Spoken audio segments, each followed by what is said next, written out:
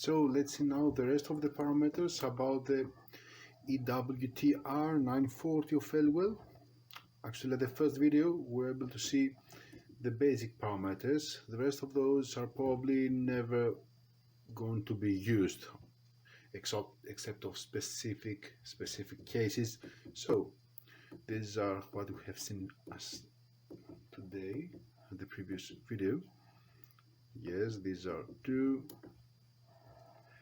SR is the sampling rate. Here we set seconds.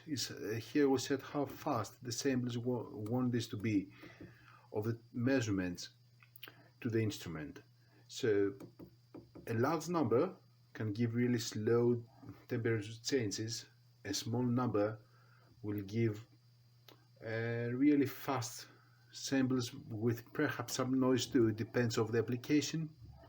So after this we see the RST. So RST is the manual reset. It's not resetting, it's reset. The reset, here we set degrees, and as it says in the manual, this allows the proposal band to be moved up or down. Actually, if we see, okay, we went out.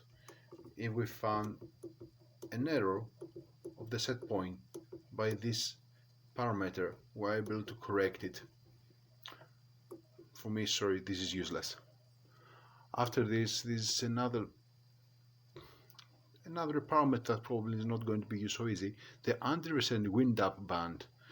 This gives the integral action, this makes the integral action more strong. Here we set degrees too. Sorry, let's go back. Here we are. Yes. After that, we see OD.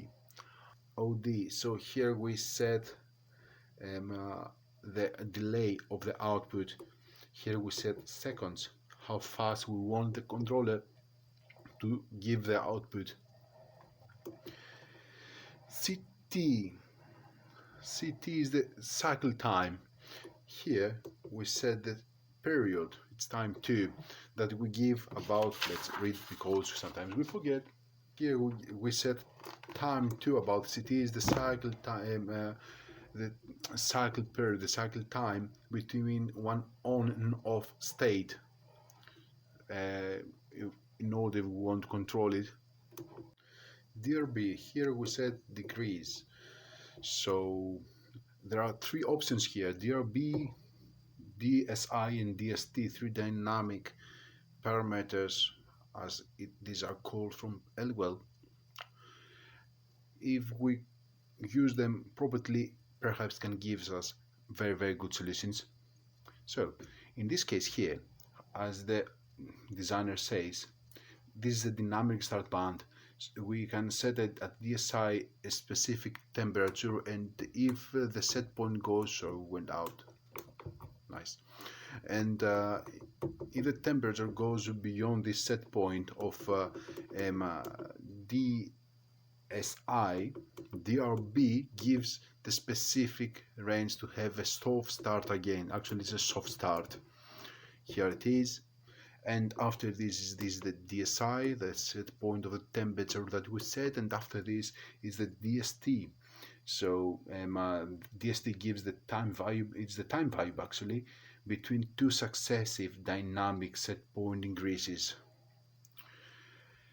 Really, for really special cases, I have never used that. Don't know why they have thought so many things. Calibration, we can correct anytime we want the temperature that is indicated with a specific sensor. FT, we saw that before. PSC, OCO. So here we set the 2 outputs if we want them to be dependent onto independent, the output 1 and output 2. It could help if we want to have different situations about the 2 outputs. It's clever. Okay, we have seen that, I think, yes, and that too. And let's go to LF1 and LF2. This is the operation of the LEDs. Yes, they give us the opportunity to set when we want the LED to be on or off. HDD.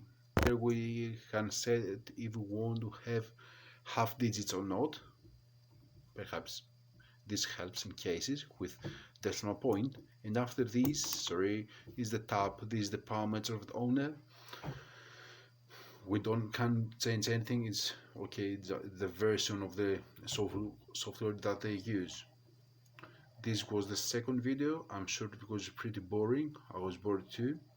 But we all know that Eliwell has really many settings that we perhaps don't need this, but in some cases these are really useful.